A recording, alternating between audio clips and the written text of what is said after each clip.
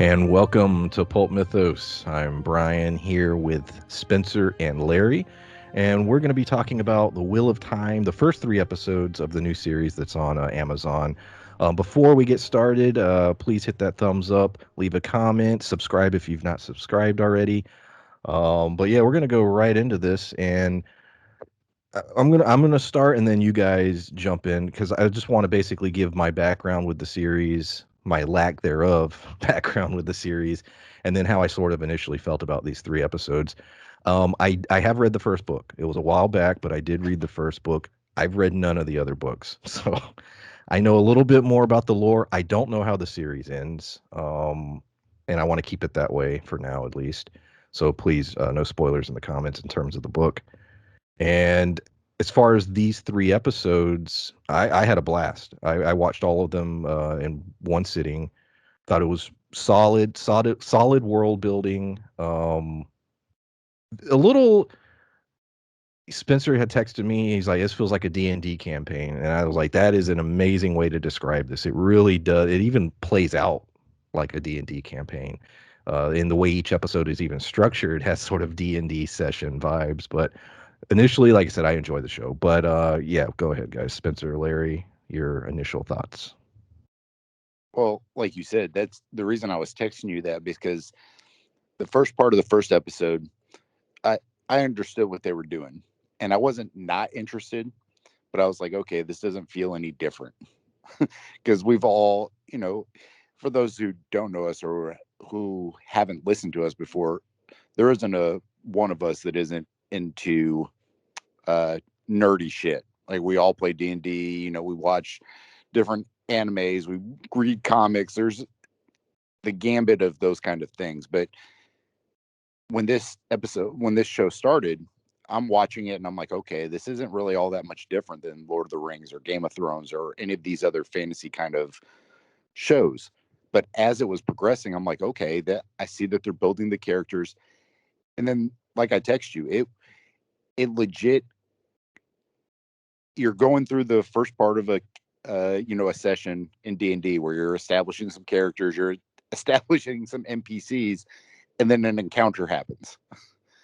And then you kind of tie up what happens after the encounter, and then you go into the next episode and it's the same kind of thing. So every episode felt like a D&D session, and I couldn't be happier with how it was set up and structured. I really enjoyed it. I've loved the character building. I've loved the different characters and where they're going from here. And I read Eye of the World in like 93, I think 93 or 94. So I only, Damn. yeah, my cousin he used to write short stories and send them to like the Tolkien magazine that they had out back in the 90s and try to get them published. Well, I was super sick, and he had his book like in these folders, different chapters. So I started reading his book, and then had the I was peeing out my butt. Had some serious diarrhea, so I spent a lot of time on the toilet. And he had that book sitting there, so I was like, "Oh, well, I'll try to read this too." And I was like, "Oh my god!" So then I finished that book, but I wasn't a huge library kid, so I didn't read any of the other ones. Like you said, Brian, I read it and was like, "Oh, that was good." Yeah. Realized So, what I was getting into. and that's the first book that this is based on, right? This part of the series. So yeah. So and this is what I've read from interviews. This season will be basically book one, but it will have elements of book two and three. Hmm. So how much of that I don't know, but I can tell you that these three episodes is very much book one material. Yeah, yeah, and it certainly feels that way. And like Spencer said, it did definitely feel like a D&D campaign to the point where I was kind of categorizing characters mentally in a way. I'm like, okay, that guy's Yeah, clearly the rogue. Here's your strong person. Here's your person who's more adept at magic. Here's your whiny guy who, in my opinion, and I know nothing about the series, so if I'm right, it's coincidence. Here's your whiny main protagonist who is clearly the chosen one, who will have to grow into his own. Uh, and so it felt like that, and they did a good job of establishing like baggage and drama for them along the way before they even left the main town. And that said, it is kind of a slow burn. You know, it has a very but it's a series. It's a series that seems to like it's going to take a lot of turns, and there's a lot of world to build. So I'm hoping that not only that it's worth sticking with, but that audiences do stick with it if it's worth it, because it, like I said, these first three very much a slow burn because there's a lot of world it seems to build and a lot of lore to establish that I still have questions about. But is that a hard sell for a fantasy audience nowadays? And there's so many books, and they're so long. As well, some of them, and the I think the showrunner had said, I can't remember how many seasons he was hoping for. It was like 6, 7, something like that. To which already has the fans sort of like, "Ugh, I don't I don't know. Can you summarize everything in that amount of time? Maybe, maybe not. But it was weird because the pace. And you said slow burn. You're completely right, because it was slow, and yet it also felt rushed in a weird way. Like there were elements that I felt like they were throwing a lot of stuff at you, That's very and true. and trying to get you to, oh, here's these guys, oh, we're going to tell you this quick little story that's actually heavily important to lore, and you're going to need to remember that. We're going to sing a song, pay attention to the lyrics, because we're telling you shit. And it felt like a show in which they were like, all right, we got thousands of pages of this story that we have to condense. How do we do it? And this was how they did it. And so, like I said, so far so good. Like I said, I quite enjoyed it. Well, and I think that they're trying to get people hooked, because to be able to extend past one season, they're trying to get you hooked. So I think the part where they're throwing a lot of information at you is to keep them from having to go super slow, kind of like The Hobbit, where it's, Yeah. it's like a 200-page book that they broke into 3 movies. Like, They took the first like 20 pages and it's like, we're gonna make that a 3-hour movie. yeah. So I think that, to prevent it being that slow, they have to kind of throw in some aspects to cover, like you said, a lot of pages in a very short period of time. So I think that they're trying to get people hooked, and I mean, I am, and I think that some of it, the way they're setting it up, though, I think that come season 3, like right before season 2 or 3 comes out, you're like, well, shit, I got to go back and watch season 1 because there were some references that I didn't quite catch, which to me gives it multiple viewings, and it makes it to where, because I've watched Game of Thrones all the way through, I think 2 or 3 times now. And, there's a lot of foreshadowing. There's a lot of good stuff done until the last season. They just kind of threw it all to shit. But it's, I think that that's why they're doing it the way they are. I'm not a producer, director, or any of those kind of things. So I can't give you 100%, but just viewing it, that's my opinion as to why they did it the way they did. And I'm for it right now. I can't tell you by the end of the season if I'll still feel the same way, but right now I understand why they're doing it, and I think it's being well done. Yeah, and there's a lot of hints at like little things that can clearly spiral into big things. Uh, the knife, the change in the nature of the magic that a certain other character is doing. But I worry that the thing that might doom this show, if the first season seems too slow, is just the nature of how we consume media nowadays with all these streaming services. Because if this was a week to week show, uh, in the era where we were watching like Highlander and things like that, I feel like it would have killed. Yeah. And I'm gonna piggyback on that. We got 3 episodes. The first episode I feel was a strong first episode, and it ended with a amazing battle. I think you could have dropped that one episode and been fine as far as viewership going into week 2. But episode 2, I thought was the weaker of the 3, in terms of the ending. And to which what I mean is, maybe they were concerned that viewers would have watched the second episode and be like, all right, I'll wait a couple weeks for some episodes to build. And then so instead they gave us episode 3, which I thought was a little better than episode 2. And so we're only going to be getting one a week going forward. Now, I like I said, I remember vaguely what's in the book, and there is some pretty cool shit coming up. So I think it'll be okay, but yeah, audiences are very weird now, myself included. Like there are some shows where I'll wait a couple weeks and wait for them to build a couple episodes up before I watch them, and or I mean, Big Sky. Hell, I wouldn't watch Big Sky if we weren't reviewing it, but to be completely honest. But like Chucky, I watched Chucky, and I skipped the last 2 weeks and then watched both episodes this week. Quite enjoying that show, by the way. Well, and I Uh, think the way that this show is set up, because they have such a huge world to build, if you just waited until it was done airing, you could power through it without having a bunch of huge spoilers that you couldn't already, basically spoil yourself by, wikiing the book. So there's certain shows that you have to watch week to week, or, somebody dying, you're like, oh shit. Like even Game of Thrones, the way that show was structured, you had to watch it as it was airing. You couldn't just wait, or you would know who died, who did this. And it got to the point where you were excited because, each week's cliffhanger was, oh shit, so and so is going to get murdered, or so and so is tied up with this person. And this show, I don't think is set up the same way. It's a fantasy. So, and luckily, it's on Amazon, and I say that because they're pretty cool with it, with people watching their show later. The Boys season 2, people didn't necessarily watch them as they aired, but people that fan base has grown since the show was done. And so, that's a show that has grown bigger. Same with The Expanse. Like people weren't watching them episode to episode, but then as time has gone on, people have gone back. And I think Amazon, at least as of now, seems to be okay with shows building an audience over time, even after it's completely finished. well, yeah. And I think that when you look at Amazon, what shows they're focusing on, their fan base is us.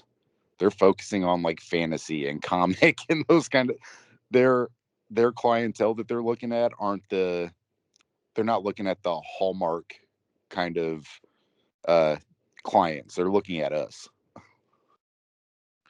Well, I think a lot of what keeps these shows afloat at Amazon is, they decide that they're going to cancel The Expanse, and Bezos is like, yeah, well, I'm still watching it, and I have You're, billions of dollars. you're not wrong. There's a whole rumor about The Expanse specifically that he was a fan and saved the show. So yeah, I would wager he's read a few fantasy books. That's what I'm saying. Like the reason that we're getting what we're getting is because he wants it. Like he's got a ridiculous amount of money, and he's like, you know what? I really He want he this bought turned into the Lord of the Rings rights. Like they're doing, Amazon is also doing the Lord of the Rings show. Oh, no way. I thought that was Netflix. Amazon's got It's that? Amazon. Oh. Yeah. So since we got 3 episodes, I'm not going to go episode to episode and break them down or anything. So instead, we're going to go through the characters, and then we'll just sort of talk about their 3 episode arcs. And I think that'll be the best way to do that. And there's quite a few. I'm going to go through the core characters, which is like 7. So we'll start with Moraine and Lan. I'll combine them because they're sort of one. Um, she's an Aes Sedai, which is basically this powerful sorceress, wizard, whatever you want to dub them. She's essentially the Gandalf of the series. And she's seeking out the Dragon Reborn because there's a prophecy. He's going to help fix the world. The Dark One's coming. I mean, that's all classic fantasy stuff, whether we're talking about, Harry Potter, more modern story, or, Lord of the Rings with Sauron and stuff. But she's seeking this person out. She doesn't know who it is. She's sure it's in this town. There's 4 young people that match the description in terms of when they were born, and she is assuming it's one of them. And so she goes on this journey. That battle was that was, you want to talk about D&D? Like that was some straight up D&D casting. The magic system felt straight D&D. The rules, what she could do, what she couldn't do. She had Lan there protecting her. He's a badass, by the way. She does get wounded. She gets hurt, and then she's like having to be nursed back to health through the remaining 2 episodes. But yeah, anything about particularly her or her ward, Lan. Oh yeah, and if I mispronounce any names, I'm sorry. Some of these names I've read many times, and I was like, I don't know how to pronounce them. They pronounce them a few times in the show. Yeah. So I loved Lan. It was the entire character, the way he was, protecting. When you talk about building different, not necessarily just villains, when you look at, and they open the show with I don't remember the other, um, the the Aes red, Sedai. the one in the red. I don't remember her first name because they mentioned it like one time when they run into her. Oh yeah, yeah. I don't remember her name. Yeah, yeah. She runs that little crew of So, so you have that crew, and then you have the light crew with the questioners. So you have multiple villains. So when we talk about D&D, it is so much like a D&D campaign. You have multiple aspects of confrontation, because I've DM'd a couple campaigns where you want people to be able to make choices and it still be hard and fun. And that's, when I'm watching this show, that's what I'm looking at. I'm like, they don't have a good path. They're trying to, get to the White Tower, but none of their paths are going to be easy. They're, facing adversity no matter which way they go. And to me, it's interesting to watch it, and not have to do all the work of, creating characters and stuff. So it's, I've loved it so far. And like you said, Lan, the whole sequence where Moraine is, casting the spells and he's just running around killing the Trollocs so that she can finish a spell. And then all the big, stones from all the different buildings come flying through, and he like runs up behind her and, crouches over top of her and saves her. That was probably one of my favorite like battle sequences, my favorite scenes. And it was just, I don't it, want it to sound repetitive. I just loved it. It was just well, really good. it did a good job of showing how in their world magic is a big deal, and only women can control it properly. Men will go insane. They make a point of that in the opening scene. Men cannot harness this magic, and they do a good job of showing how OP she is, and yet here's a guy who can't tap in, and yet his skills are still badass. So and that's whenever you're building a D&D campaign, trying to have that balance of powerful magic user but also having a character that's not a magic user but still is badass. And that scene was just perfect in terms of showing magic in that world. Yeah, because without him being there to protect her, she wouldn't have been able to complete the spell. Like she would have got hit had he not been protecting her for her to be able to complete it. And like you said, it's so well balanced that it's very interesting to watch, and not knowing the end game of all this, and which characters are going to be, which characters are heading which direction.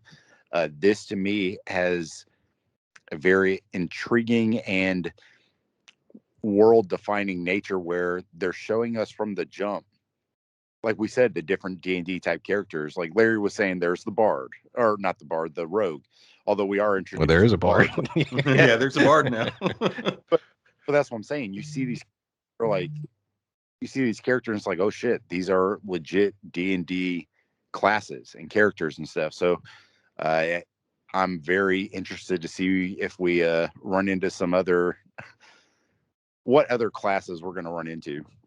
Yeah, and speaking of which, like you said, Moraine. What's interesting about this, there's still a lot of mystery with this character. We only know, or at least I only know of her order. What I've heard in the show is that they can't lie, but they can tell the truth, and they can choose which truths they tell. So it's a very interesting. It almost feels like a writer's exercise to test themselves and make up a rule like that for a character. And it's like, does she, like, can she not use her magic if she's incapable of breaking these rules from what she said. Uh, so that's an interesting twist. And, I look forward to seeing if any of the other characters will follow in that sort of tradition. But also on top of that, I'm also still not, well, she does seem like like you said, like a sort of a Gandalf. I'm not 100% sure of her motivation, because we got that opening scene where, like you said, Brian, the guy's going crazy and he's doing magic. So my question is here, uh, if it's our female lead, is Moraine okay with that? But if it's one of the guys? Is she gonna kill that guy because he's eventually gonna go crazy? Is the thing, So like is that partially her goal? Because only she mentioned she's like, one of you is the chosen one, and I'm here to get you to this area, like because you're the chosen one. Has she not said certain things like, oh yeah, also if one of the guys is the chosen one, I'm definitely going to kill you at this point, or my sisters will kill you. Uh, and like you all were mentioning before, like the whole thing with Lan, um, it was cool. He was a cool character also because while Moraine seemed very powerful, it was interesting to see that he was covering those gaps while she's casting. He's doing this, or he's distracting these people, or he's killing these sort of I forget Trollocs. Yeah, he's killing the Trollocs while she's casting and watching her six. It was a cool combo. And I think too, later in the episodes, and I don't know how to say her name. It was Ewing's friend or her teacher, I guess. When she shows up, because they show how she got away from everybody and how she was able to escape the Trollocs, she had been tracking them, and Lamb was like, "How are you able to track us?"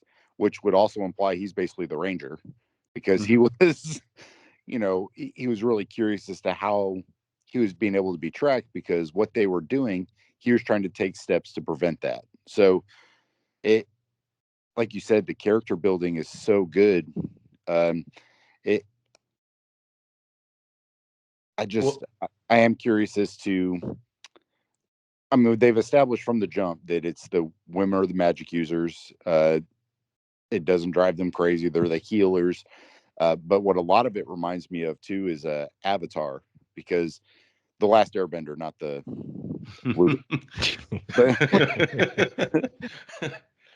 But you look at like the healers, the waterbenders. It was all females, and they were all the healers. There was other waterbenders, but the ones that focused on healing were all females. So a lot of the magic that they're using is also to heal and to help. So I am curious to what kind of aspects of magic. If there's people basically like in D&D, there's the sorcerers and the mages and the different aspects of magic users. If there's basically like the clerics or how they're set up like that, I am curious as to how their magic Well, work. speaking of clerics, let's talk about briefly, because it sort of ties in, Children of the Light. We get a couple glimpses of them. They are an important order, and basically, and this is I'm not spoiling anything, because you got a little glimpse of it already, but basically their order is heavily dedicated to preventing the evil from coming back and being around. But they've radicalized at this point in the story to the point where anything they consider that ties to evil, and they include magic in that, they will purge. And so them and the Aes Sedai do not. The Aes Sedai also want to prevent the evil. That all these groups, they don't want the evil to come back. Um, and yet, but this order will kill them. Burn them at the stake. And so they were introduced. We got a couple moments with them. They got their cool little armor. And um, any thoughts on that particular group? They are the I can't remember his name, but he is in the book. The main, questioner. yes, the questioner is in the books, and they're a thing in the series. That was the character that I think, by far most interested in, the questioner, because he had that collection of rings from other sorceresses that he's taken and everything, and and clearly their nation is very wealthy. You see like the setup they have and everything, and like you said, their goal is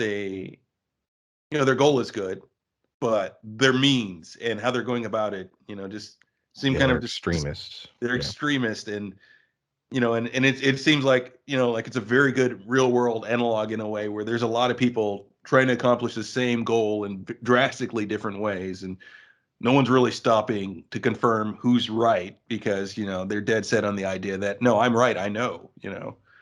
Like, clearly the children of the light, our methods are what works. you know but I'm interested to see if like that's our main antagonist, because they seemed like a very big threat, especially that questioner in particular. Like he seems smart and crafty, so I definitely want to see more of that character. Well, and you said the rings when Moraine handed the ring to Lan, that was a huge deal because they showed that they weren't even concerned with looking at him or searching him. They were only concerned about checking her. And clearly she handed it to him to hide that fact, but none of the Children of the Light checked him. They just let it go. So it's very specific who they are targeting. Also, when you look at, the Children of the Light, we watched it forever ago, Brian, the Black Death with Sean Bean. Oh, yes. Great movie. That's what the Children of the Light remind me of. When they showed the questioner, that's what it reminded me of immediately, was that movie, where they, in that movie, without spoiling the ending, in case anybody wants to go back after I mentioned it, because it's an amazing movie if you haven't seen it. They're basically inquisitors. They're like the questioner. They're going around trying to figure out what's causing the plague, and they're attributing it to witches. So they're killing women. And this is similar to what the Children of the Light's endgame was, is that they're seeing these females as threats to what they're trying to prevent evil from coming back. And the way that they see it is that these women are causing it. So that immediately, that's what that reminded me of when I saw that scene with the questioner. We got and this is a name. I think it's like Nynaeve. She's the sort of runs the town. She's the head healer, magic user, if you will, in that particular town. Oh yeah, the wisdom. Yeah. Wisdom. Yeah. So, this is a character, and this was sort of funny because I couldn't remember. There were certain things, and I'll bring up another one later, because when she got dragged away, I was like, but she's part of the five, and then I'm in my like, oh, maybe she'll come back, because I was a little confused for a second. I was like, no, she's part of the crew. But she ends up coming back, and she's a leader. She's someone who is very strong. You brought up, Larry, the fact that Lan was like, how the hell did you track me? Because as much as he knows, and as much as he's tied to the Aes Sedai and all this stuff, he couldn't even figure out how she did it. And we start getting elements of this magic source is very mysterious, even to those who wield it. And, different groups know different ways in which to tap into it, how it works. It's very complex. It's actually a very complex magic system. And so, this character, she returns, she tracks, and now she's trying to help Moraine, and has now, at the end of the third episode, she's with them when they come into contact with other Aes Sedai.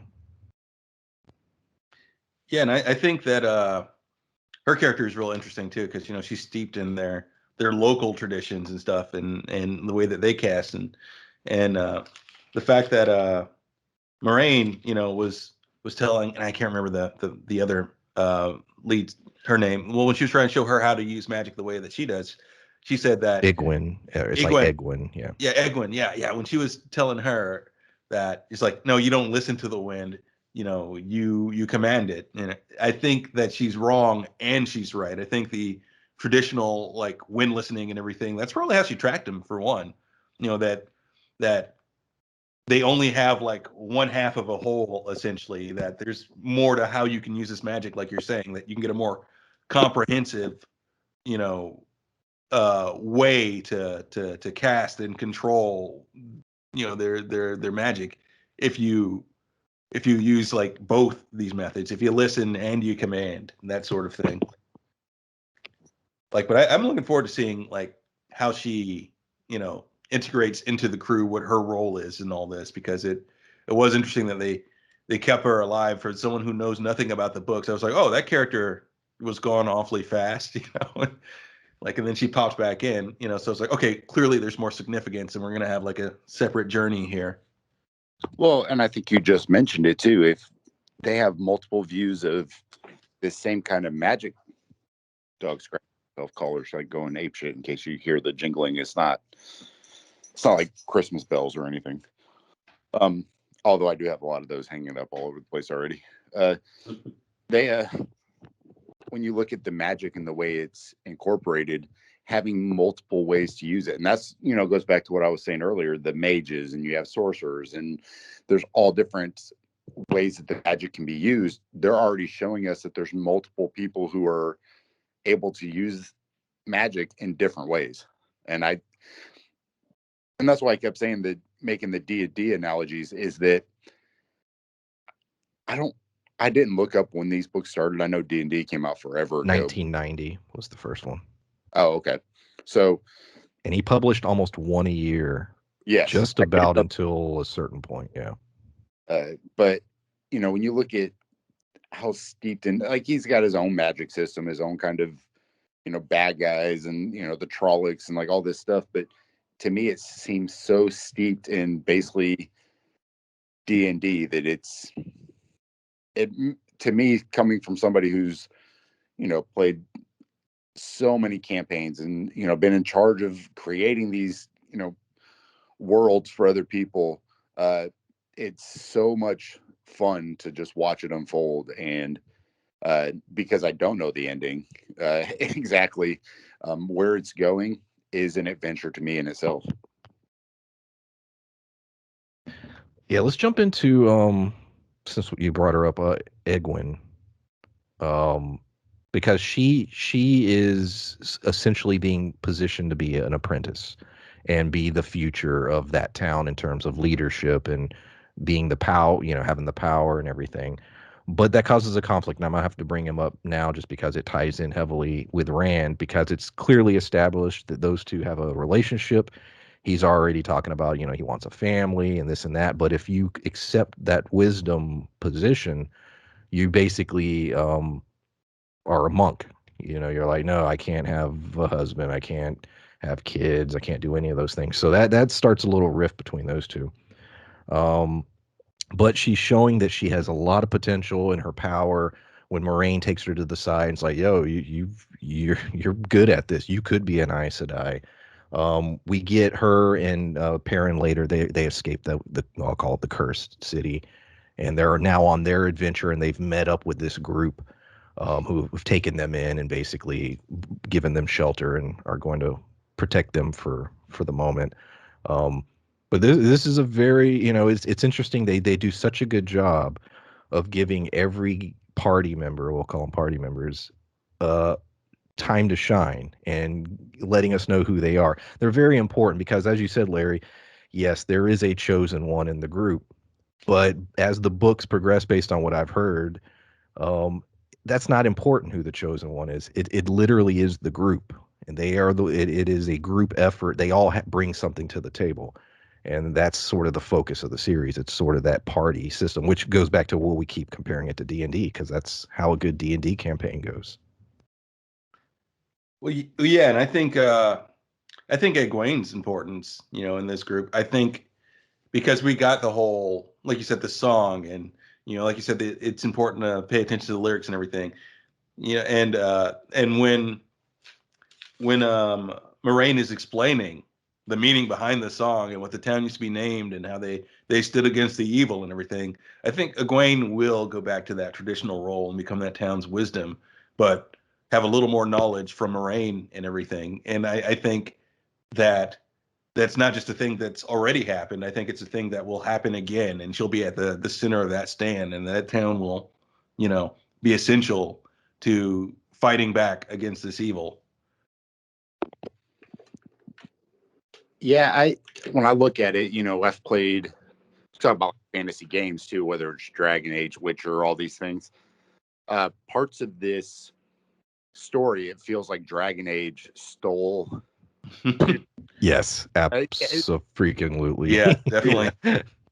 Like Dragon Age was like, what would be really cool is if we made a video game version of Wheel of Time and didn't tell anybody. Yeah, and I'm a guy.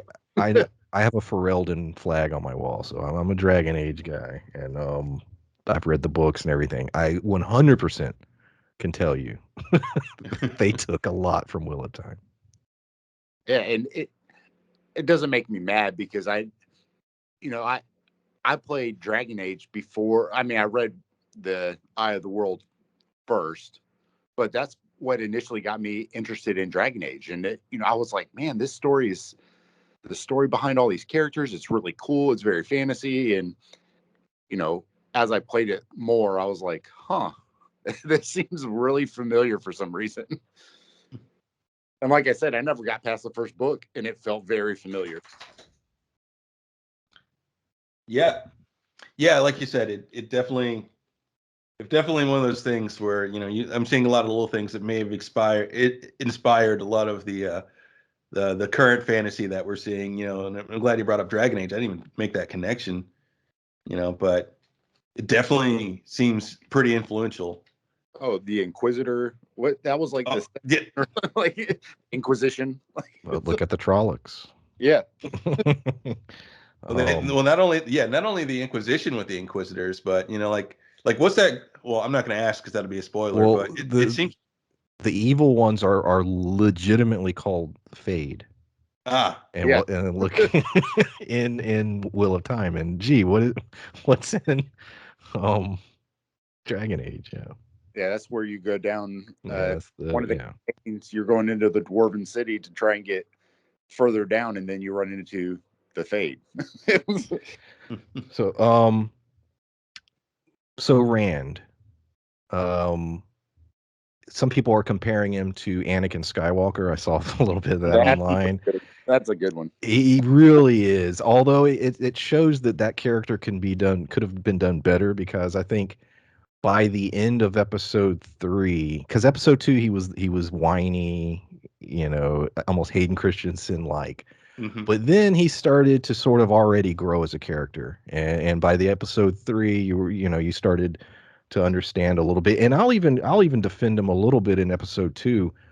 The woman that he was in love with basically told him, "Yeah, this isn't going to work because I'm going to go do this thing." And so he was pissed. I get it. He was still whiny. The only thing that really annoyed me about him was when he wanted to go sleep by himself next to the rock. I was like, "Come on, man."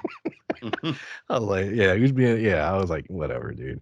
But we're shown that he's a good archer. That's a skill he has. His dad clearly has an interesting background in terms of how he was able to fight the Trolloc, the sword that he possesses.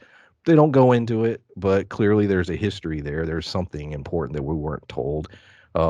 Rand seems to have, like I said, the archery skills. And then there's a moment in episode 3 in which he is told by somebody who, you can't get through that door.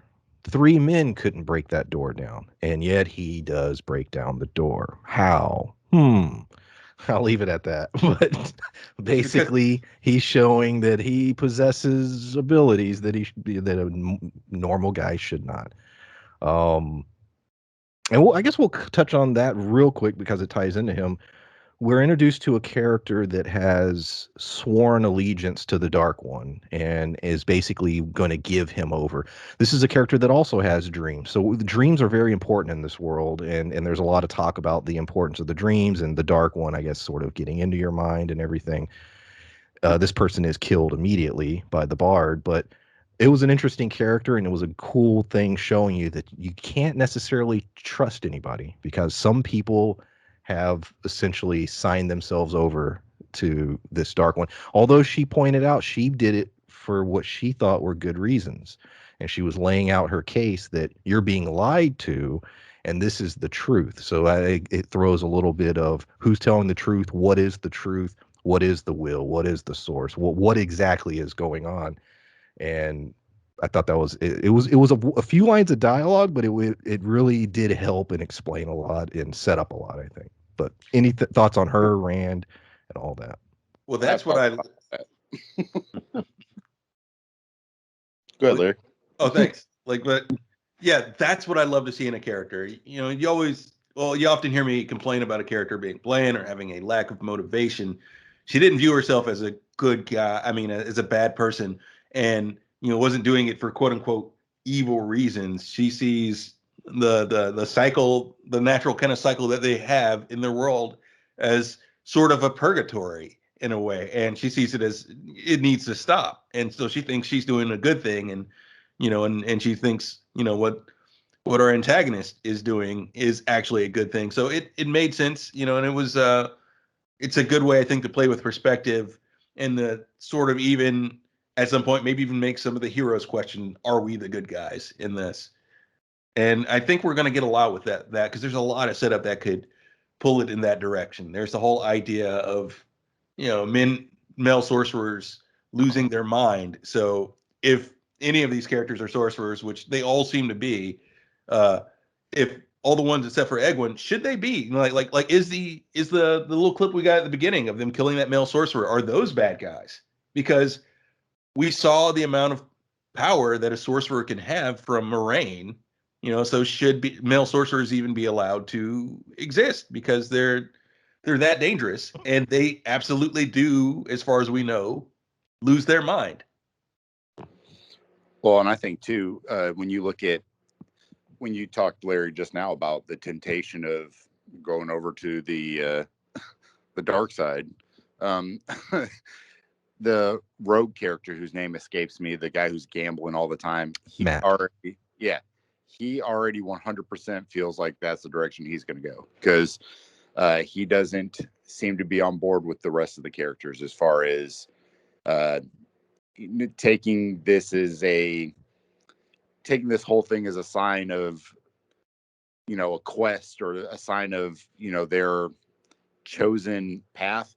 He seems to be just going along with it until he can see which side's going to win. So I think if there's ever a time where it kind of starts leaning to where they might not win, he's going to switch sides in a heartbeat. You look at, like what you said with Rand, his character, talk about the being whiny and stuff, but it wasn't prolonged. So, Anakin was sad for 6 hours worth of movie.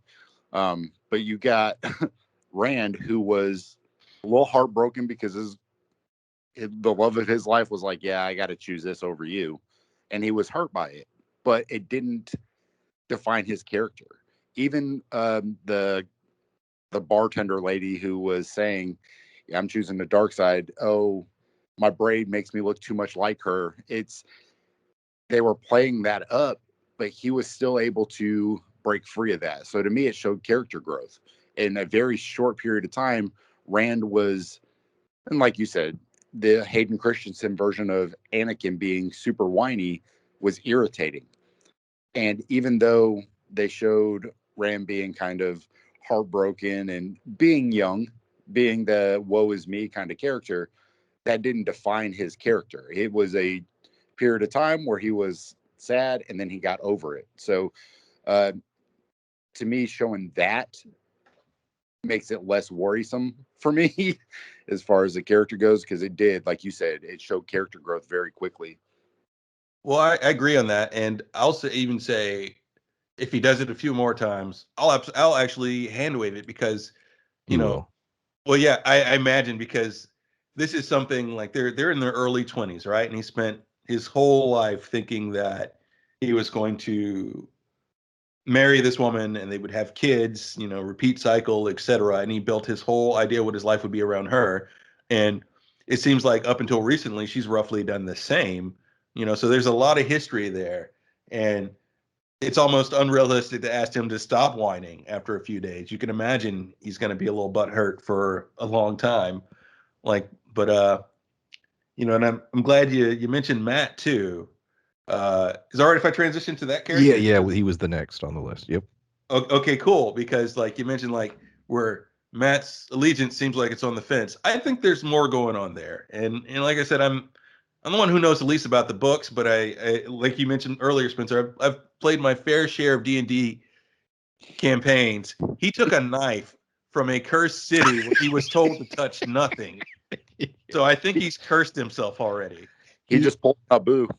I can tell you this, like I said, he is, I think, arguably, and any fans listening, correct me if I'm wrong in the comments. I want to say he's arguably the most popular character in the series. He's a fan favorite, and I'll say that. Matt is a very popular character.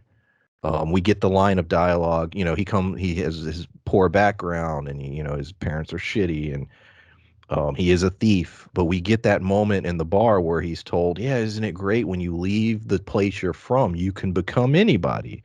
you could tell anybody who you are and they don't know the truth, and sort of the idea of transformation and becoming a different type of person, and that was some foreshadowing. But Well, I think, he is a very, very popular character. well, I think too, when you look at what he was doing, when you talk about being a thief, uh, tie it to Aladdin almost, because like what he was doing was trying to save his sisters. Like even, when all the shit was going down, his mom's like yelling at him saying he's going to be a piece of shit like his dad and like all this stuff. He has his two younger sisters and he's like, hey, why don't y'all come lay over here with me tonight? You don't have to go with them. It's He's looking out for them. So, although I was questioning whether or not he would swap sides of the fence, it wasn't necessarily a dig on him as a character, but it's like he's a survivalist. Like he is trying to survive. And at the end of the day, I think he's trying to survive for his sisters. Like he is trying to give them a better life. So uh, it feels as though everything that he's doing has them in the back of his mind, even him stealing and gambling and all this stuff. Yes, he's a thief. Yes, he has delusions of grandeur about how he's going to do all these things. But at the end of the day, it feels as though he's trying to do it to better their lives because his parents are pieces of shit.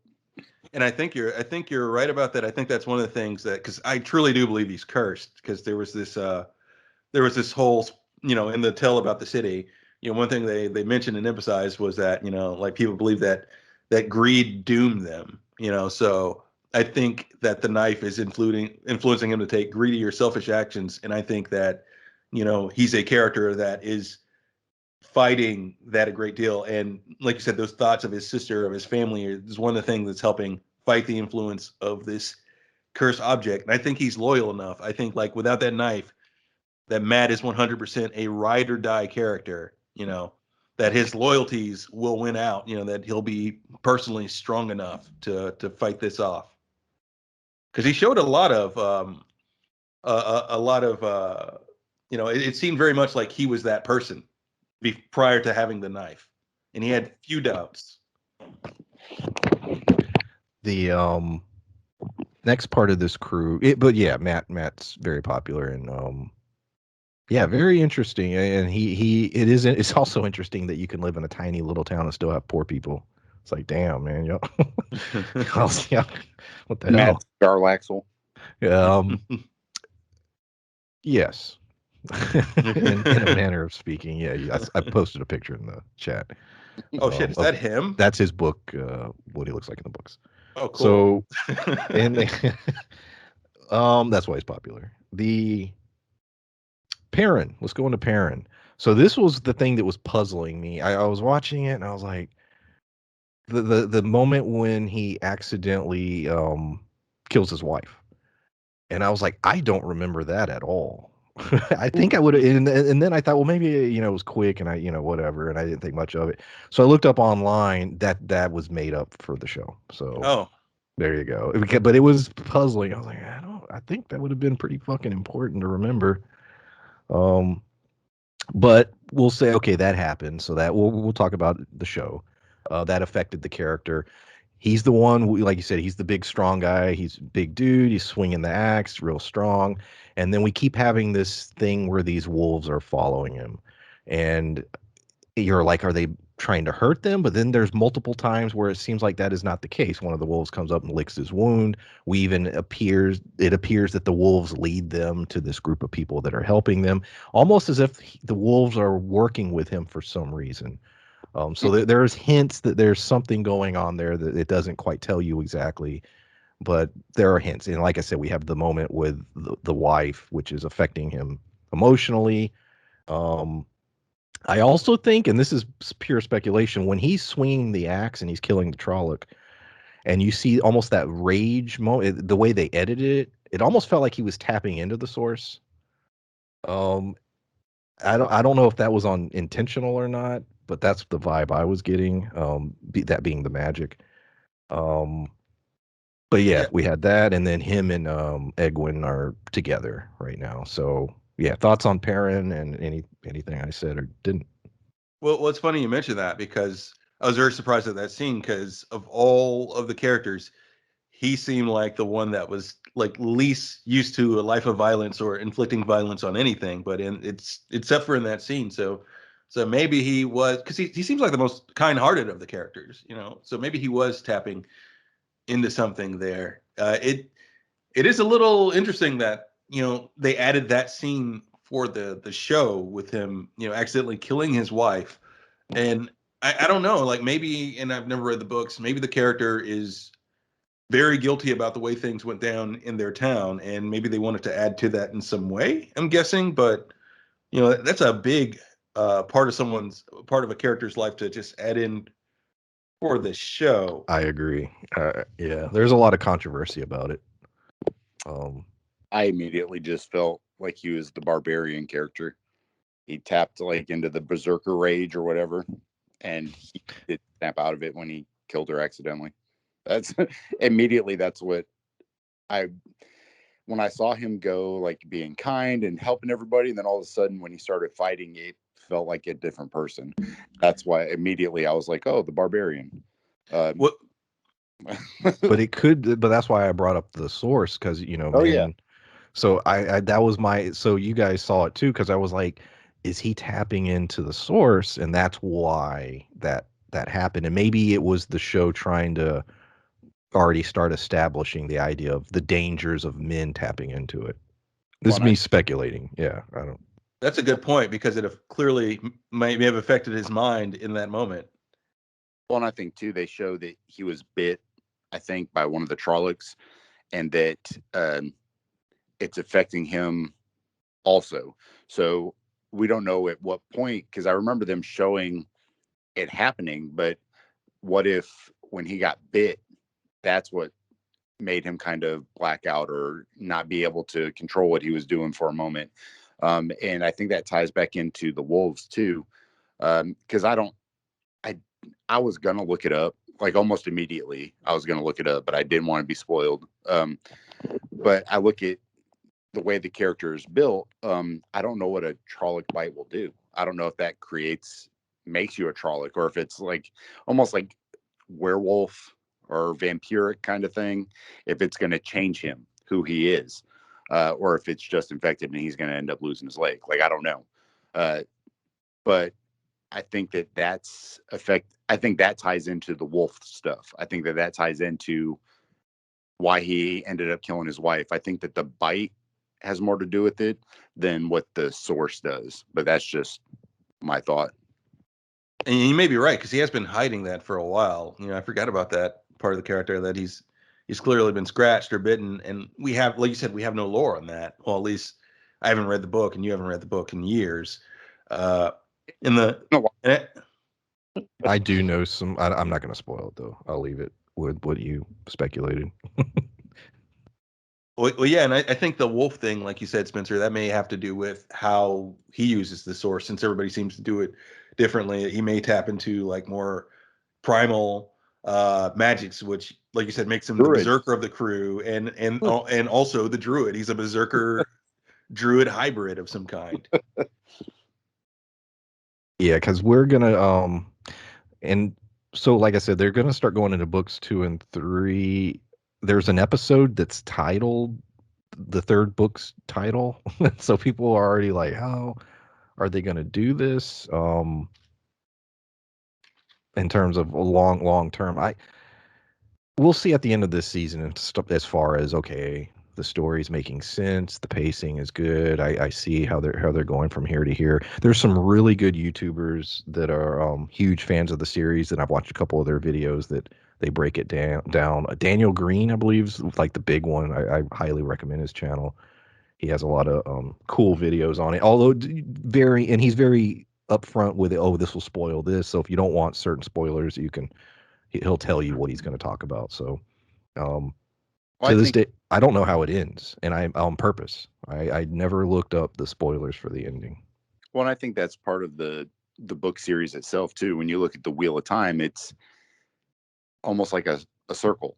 So some of the books, and I know this just because I remember hearing about it, that some of the books, it's not necessarily time travel, but it's almost like out of order as far as, this book covers this at this time. And so if they're taking stuff from other books and kind of putting it in place, as long as it still flows, or if, perhaps one of the things in book 3 is a flashback and they go back more into, was it Mithrian, I think was the name of the town.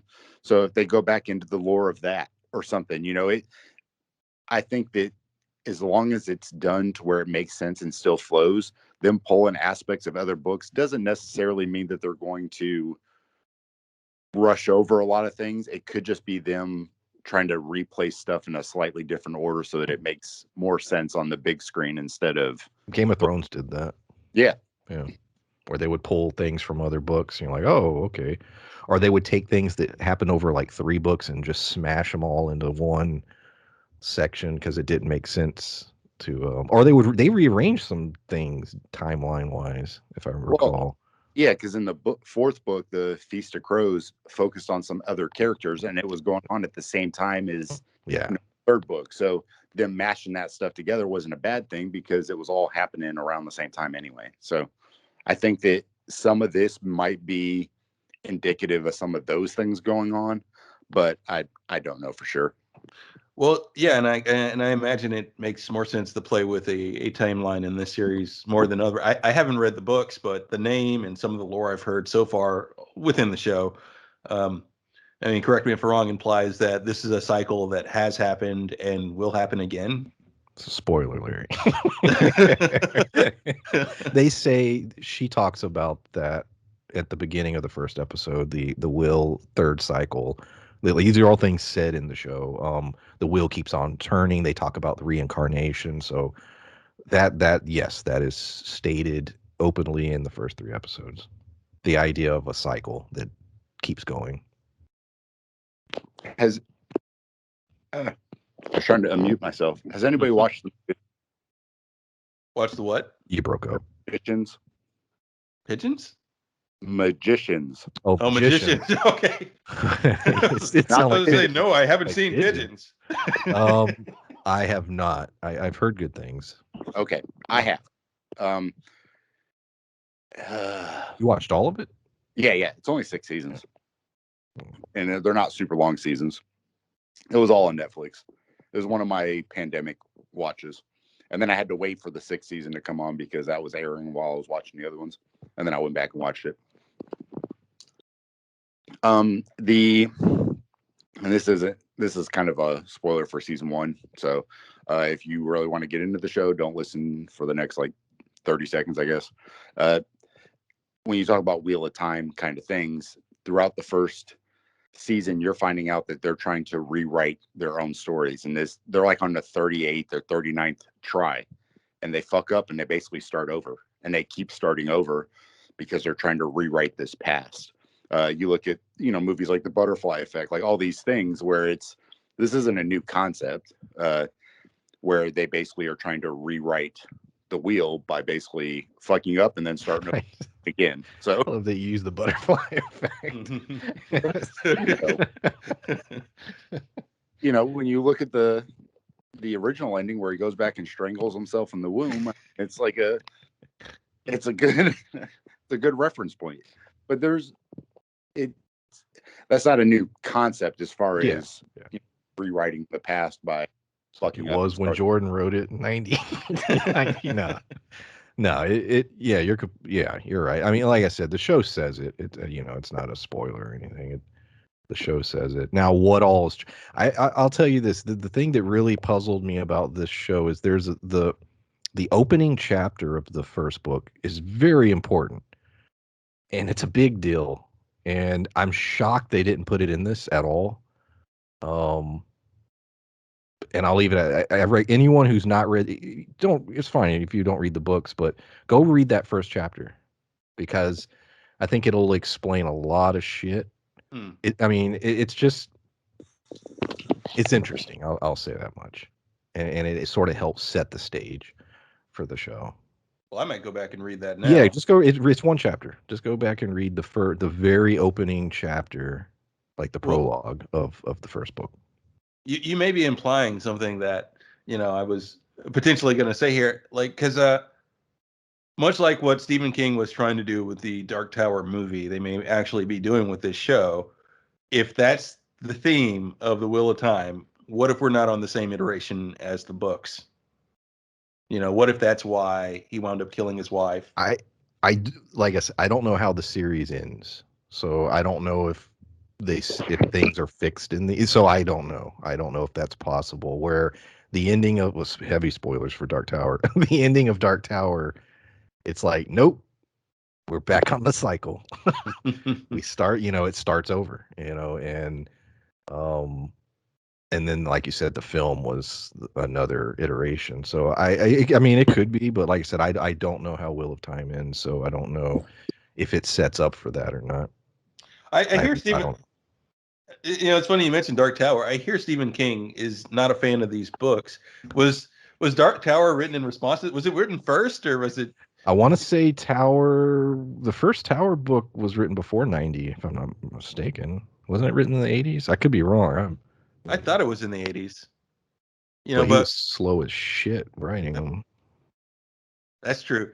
This whole thing could have been Sanderson going, "I can write a better Dark Tower," and King's like, "I can write a better Wheel of Time." It is. Just a back and forth between these two. Yeah, because yeah, Robert Jordan. Yeah, Robert Jordan wrote. Oh, I mean, I'm sure anybody listening knows that Robert Jordan wrote Wheel of Time. Before he died, he passed. It got. Well, no, he died, and then his wife chose Brandon Sanderson to finish the series based on Robert Jordan's notes. I don't know why, but I too have heard that for whatever reason King doesn't like the series. I don't know why. I'll look into it. I am. Yeah, I have no idea what that beef is about. I just saw like an interview where He's he kind of shit bullshit. talks it. These books. Trying to find the date. I'm looking it up now. The first book was 82. 82, yeah. But what's the order of publications? 82, 87, 91, 97, Yeah, 98. see, he only had 2 books out before Jordan started. Jordan cranked 6 out in like 6 years. I don't, because Robert Jordan, it was like I said, it published in 90 was the first book. He shot these things out pretty quickly at one point. It was sort of him taking it's a Tolkien-esque story, and then as time goes on, supposedly it flips and becomes its own thing. Where Martin, when he started writing, he was sort of the anti-Tolkien. That was sort of his with Game of Thrones. And King with the Dark Tower. I mean, yeah, it's cool, but yeah, I don't know why. I was going to say, I just looked it up. Why he doesn't? Okay, I actually No, not that part. I was looking up the publication of the Wheel of Time books. Oh, okay. 90, 90, 91, 92, 93, 94, 96, 98, 2000, 03. So by the time, let's say, the 14th book came out in 2013, And which there was the gaps after he died. yeah. Yeah. But by 2013, and Stephen King's last Dark Tower book was 2012. So. And I don't think the Dark Tower's as long. No, not even close. Yeah. I just looked at the audio book file because it says how long they are. Like each one, 32 hours, 36 hours. One was 42 hours. Yeah, I'm gonna look. Yeah, I'll look it up. Why he doesn't like Wheel of Time? I'm curious. He is very vocal about certain authors. He'll be like, "Oh, this author is amazing. Oh, fuck this author." Like he is oddly vocal about that, and I like That's King, true. but he's not. King has his shortcomings as well as an author. So King's like, "Look, I got mine. I did my works. You've all agreed that they're masterpieces. I'm not here to make friends." yeah, he's like, Dean Koontz, fuck you. That said, some of our recent criticisms of his works, and in this, I'm starting to think that one downvote that we get for no reason, maybe from Stephen King. Yeah, we chat all. Oh yeah, anybody? We have a lot of content on the channel. We were not fans of The Stand. Well, there were elements we liked about it, but yeah, it could have been better. It was a good setup, bad execution. Yeah. But as far as Wheel of Time, yeah, we're going over an hour now. I knew it'd be long just because it was 3 episodes and there was so much to get through. And I have a few more notes, and fuck it, we'll go into them, I guess. And then we'll wrap this up. I just want to talk about the Cursed City. We Oh, get so a cool, yeah, it was just a cool sequence. There is episode 2. They're trying to escape. The group is trying to escape, and there's this city, and Moraine is very much keeps telling Lan, no, we're not going there. You're insane. And he keeps bringing it up. He's like, oh, it's a good place because they won't follow us. She's like, yeah, no shit, they won't follow because you'll die if you go there. He ends up, she passes out. She's still hurt. They go into the city. Very eerie, very creepy. And then he gives you a little bit of story of what happened. He gives you the background about the people hiding behind the walls and the darkness consuming them. And it's a cool story. Don't touch anything. Of course, Matt goes and finds this cool blade and takes it. And then we literally see darkness as a almost living entity trying to consume anything alive. We see it kill a horse. It's trying to get everyone. They all escape, of course. And yeah, that was some D&D campaign shit right there, man. Like that was some literal. I could see that being a session. It's like, what do you do? It's like, well, I'm gonna open that box. Roll. What are you gonna do? you roll the I'm one. gonna take that dagger. Roll.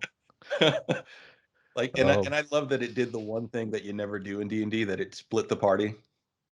Forcing Yes. them to go on personal journeys. Yep. Yeah.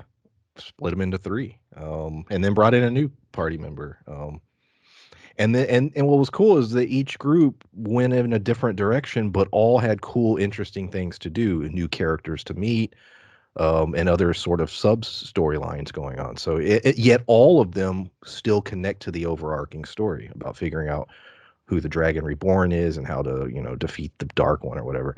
So structurally, you sit back and you say, yeah, it was based off of a very popular book series, which apparently was a story told well. Um, but yeah, I just wanted to bring in any thoughts on that city. I just thought it was really cool. I immediately, when I saw it, we know that Martin didn't come out with Game of Thrones until the next year. But who knows? When they both started writing those, because Martin clearly takes 14 years to write a fucking book. But they Harrenhal in Game of Thrones is described basically kind of like this city, where it's cursed. Nobody wants to go there, and I've made parallels with that. When they go into this city, everybody's afraid. Nobody wants to go in. The walls are super high, and immediately that's all I could think of. Because when they get up towards the roof and they look like over the city and everything's like dilapidated, and immediately reminded me of when I was reading the books, the Game of Thrones books, what Harrenhal was described as, and that's what it reminded me of. So this is based more off the first book, so clearly either Martin and Robert Jordan were in a room together and they were talking about it, or like I don't know. Well, and this was a sort of thing where the monologue and the story about the city, I was a little mad at it at first, but if it's going where I think it's going, I'm not. Because at first, when they were telling us about this cursed city and everything, and the war and all this, it got kind of pissy, and I was just like, show don't tell, show me this shit, like that all sounds very cool. Show me this war. Tell me, well, in flashbacks or whatever, show me information about this city. But it seems like we are going to get that information, but we're going to get it potentially due to Matt picking up this knife. I'm guessing we'll learn about what happened to this city, what the curse is behind it, and and if that is, and often with cursed objects in media, especially fantasy and anime and things, there's a benefit. So is there any benefit to that knife that Matt picked up, or is it just a cursed item? And again, in D&D, oftentimes it'll be like, oh, you got this cool knife that can do all these things, but also very, very cursed. So yeah, just saying, I imagine we're going to get some of the lore behind this city, and it's going to be used to enhance Matt's story, and we may find out that there's something cool that he can do with that knife also. I think the way they show the importance of dreams, I think that that's where we'll get some of the backstory for the city. Is that maybe Matt will relive a dream, kind of incorporating the knife, and then I didn't even think of that. The last thing I want to go into real briefly is the effects, the CG basically, because there were some scenes I thought were well done, and there were some that I was like, I would have just not shown that. They're doing what they can with the budget, and I think it's a pretty decent budget, as a matter of fact. And I'm fine with a lot of things like that, but there was a particular shot that really bugged me, and I don't know why. It was when Rand went up high in that city, and there's a shot from below, and it just looked bad. I don't know. It was just a bad looking shot. I don't know. That one stuck out to me. Yeah, there's a couple others. There's a few that, yeah, look, I can forgive it. I'm not. It's better than CW, obviously, but it knowing where things are going and how the show is going to escalate, I start thinking about effects. And I'm like, oh, how are they going to do this? How are they going to do that? Does that bother you guys in any way, shape, or form? Or you have any thoughts on it? Immediately, because I watched Dune recently, and the way that movie was shot, and I don't know if it's the color palette that they used or what, but every CG effect in Dune was, and I talked to you about this, Brian. Dune is one of the most like visually beautiful movies that I've ever seen in my life. Yeah, every scene was, like I said, it was one of the most visually beautiful. It looked real. Yeah, it looked photoreal. Like there were scenes where you're like, I know that's fake. I know that's an effect, but my God, that looks real. So it looks like a documentary crew shooting this. Yes. So, but there was scenes in this show in Wheel of Time that looked similar to that. But then, like you said, there was also scenes that look like they just put it on the cutting room floor and they're like, fuck it, we'll just leave it in there. And to me, it didn't take me out of it, so I didn't get mad. Because you look at the scenes where, and I don't remember which part, when it was super green and it shows them riding the horses and all you can see is like this big waterfall in the back. Like, that was amazing looking. And so there were scenes where I know that they probably didn't shoot on location in fucking New Zealand or whatever. So I wasn't taken out of it with a couple bad shots that, like you said, there's a couple scenes where I'm like, oh, that didn't look great. But there were so many scenes that did, that kind of offset my frustration with the couple that didn't. Here's the part where I talk shit about a fantasy show that's damn near perfect. There was nothing that was bad enough, effects wise in here that it took me out of the scene or out of the story. However, and which is why it must have had an impressive budget, because there were scenes in similar shows, such as The Witcher. The dragon scene was freaking horrible, and there was nothing that was that bad. And if I can grin and bear that in The Witcher, then I can forgive any of the faux pas that have happened so far in this. Yeah, that was the kind of bad where you're like, you just should have cut this. Yeah, right. It shouldn't have been in there. Maybe we don't do an episode with the dragon then, if this is all we can afford. Maybe he doesn't find a dragon. Yeah, we don't have a dragon walk. Yeah. Agreed. No, there was nothing in this that was that bad. At least that I can think of. But yeah, that's Wheel of Time, episodes 1, 2, and 3. We plan on doing these every single week. There'll be one a week from now until I think around Christmas. So I think that's 9 or 10 episodes total. So yeah, we definitely leave a comment if you have any thoughts about anything we said. Please, no spoilers for the books. Major spoilers, obviously, especially the last like 5 books. No spoilers for that. It's 9 episodes and the last one's Christmas Eve. Okay, so there you go. Shit. But yeah, anything else, guys? No, I thought I could think at least off the bat. Well, I just want to say I'm curious. Like you said, Brian, you mentioned this way earlier, But the significance of the sword that Rand has, is that a common sword in this region, or is this something, specific to a certain order? Because his father seemed to be wielding it pretty proficiently, and there's one other character, Lan, that we've seen, wield the exact same sword. And As the I'm sure- sword has a specific little image on it. Looks like a duck. Yeah, they highlight it in the yeah, those are all things we'll learn as things go on. Yeah. Anything else? That's all I've got. All right. Yeah, we'll see y'all next time. Appreciate everyone listening, and yeah, thanks. Bye.